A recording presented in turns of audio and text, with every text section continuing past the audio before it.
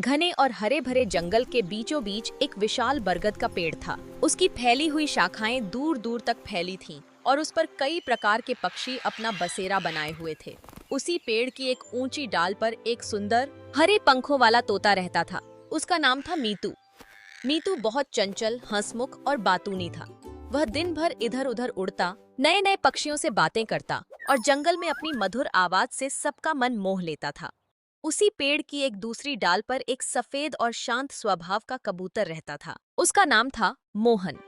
मोहन बहुत ही समझदार, धैर्यवान और गंभीर था।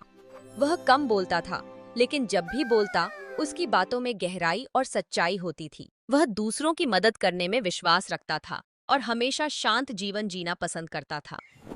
शुरुआत में मीतू और मोहन के स्वभाव बहुत अलग थे, इसलिए वे ज्यादा बात नहीं करते थे। मीतू को लगता था कि मोहन बहुत गंभीर है और शायद उसे मजाक पसंद नहीं है। वहीं मोहन को लगता था कि मीतू बहुत ज्यादा बोलता है और उसे थोड़ा शांत रहना चाहिए। लेकिन एक दिन कुछ ऐसा हुआ जिसने दोनों की जिंदगी बदल दी। एक सुबह मीतू बहुत खुशी में था। उसे पास के आम के बाग में बहुत सारे पके हुए मीठे आम मिले थे। वह खुशी खुशी गाते हुए वापस अपने पेड़ की ओर लौट रहा था। रास्ते में उसने देखा कि मोहन चुपचाप बैठा आसमान की ओर देख रहा है। मीतू ने सोचा, क्यों ना आज इससे बात की जाए। वह उड़कर मोहन के पास गया और बोला, अरे भाई, तुम हमेशा इतने चुप क्यों रहते हो? देखो, आज मैंने बहुत स्वादिष्ट आम खाए हैं, तुम भी चलो मेरे साथ। मोहन ने हल्की मुस्कान के साथ जवाब दिया, धन्यवाद मीतू, लेकिन मैं यहीं ठीक हूँ, मुझे शांति पसंद है। मीतू थोड़ा निराश हुआ, लेकिन उसने हार नहीं मानी।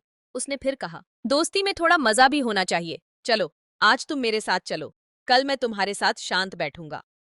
मोहन ने पहली बार खुलकर मुस्कुराते हुए कहा, ठीक है, आज तुम्हारी बात मान लेता हूँ। उस दिन से दोनों के बीच दोस्ती की शुरुआत हुई।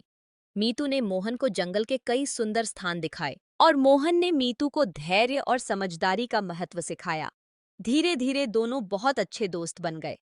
दिन बीतते गए और उनकी दोस्ती गहरी होती गई। वे साथ में उड़ते, साथ में खाना ढूंढते और शाम को पेड़ पर बैठकर बातें करते।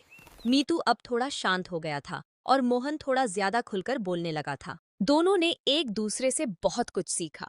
एक दिन अचानक मौसम बदल गया। आसमान में काले बादल छा गए और तेज हवाएं चलने लगी। देखते ही देखते एक भयंकर तूफान आ गया।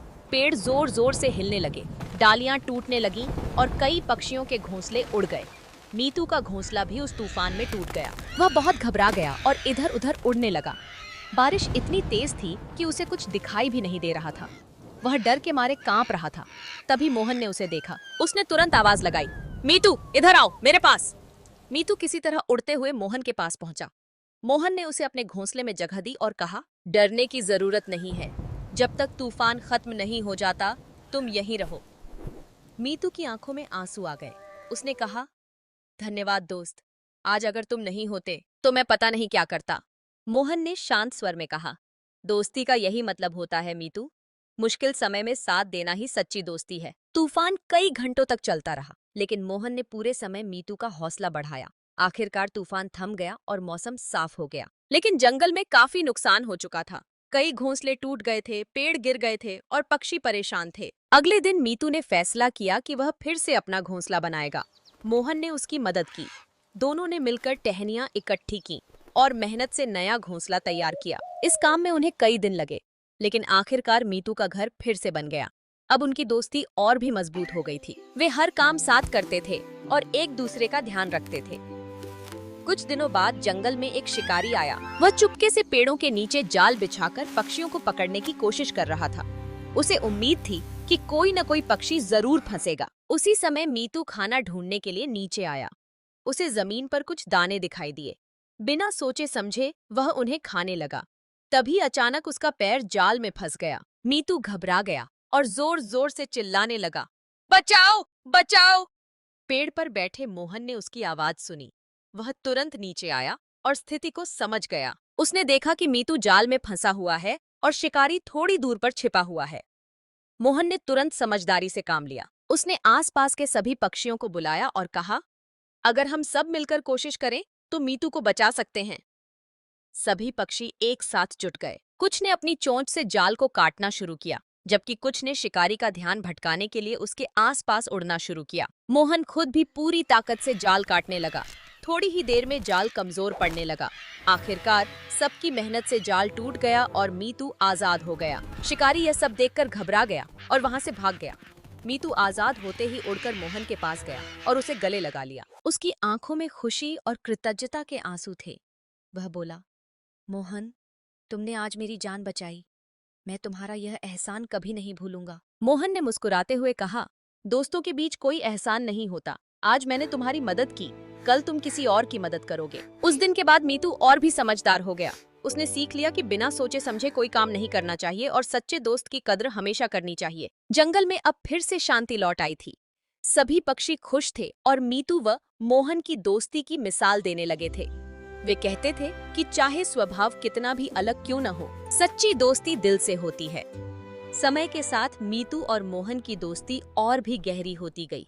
वे हर सुबह साथ उड़ते, साथ खाना ढूंढते और शाम को उसी बरगद के पेड़ पर बैठकर दिन भर की बातें करते।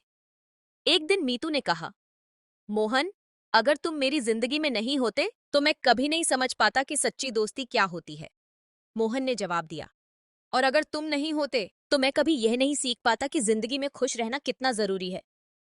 दोनों हंस पड़े और आसमान की ओर उड़ गए।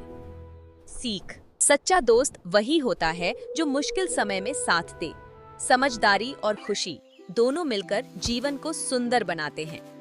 तो दोस्तों, आपको यह कहानी कैसी लगी? अपनी राय हमें कमेंट में जरूर बताएं। और हाँ, वीडियो को लाइक करना और नियो स्टोरीवर्स एआई चैनल को सब्सक्राइब करना बिल्कुल मत भूलिएगा, ताकि ऐसी और मजेदार कहानियां आप तक पहुंचती रहें। फिर मिलते हैं अगली वीडियो में। तब तक अपना ख्याल रखें।